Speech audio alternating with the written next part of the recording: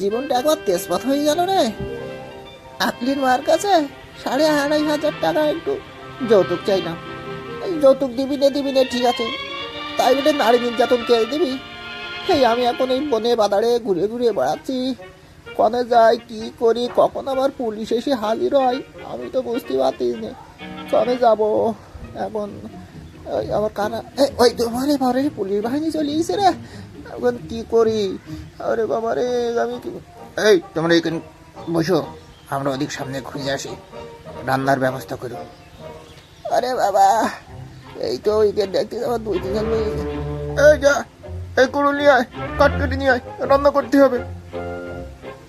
যাই দেখি কোন কাঠটা কাটা যায়। এই গাছটা, ওরে বাবারে এত বড় গাছ কাটবো কিভাবে?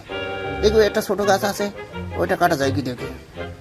হ্যাঁ হাতে একটু এখানে, আর কিরে করুন আবার ছাড়ে যাচ্ছে। হ্যাঁ ঠিক আছে, পাছায় গুঁতো দিল কেটা?